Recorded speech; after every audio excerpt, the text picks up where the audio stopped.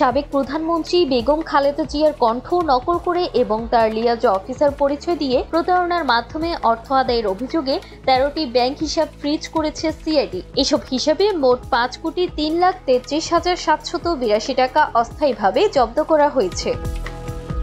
বৃহস্পতিবার সিআইডির বিশেষ পুলিশ সুপার জসিমউদ্দিন খান স্বাক্ষরিত এক বিজ্ঞপ্তিতে এ তথ্য জানানো হয়।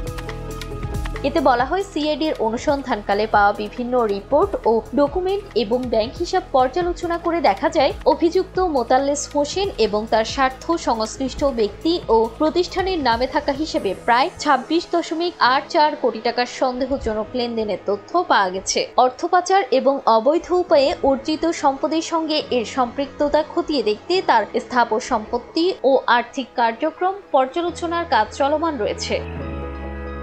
এছাড়া প্রতারণার শিকার ব্যক্তিদের কাছ থেকে তথ্য সংগ্রহ এবং এই ঘটনায় জড়িত সংঘবদ্ধ চক্রের অন্যান্য সন্দেহভাজনদের শনাক্ত করার কার্যক্রম অব্যাহত রেখেছে সিআইডি।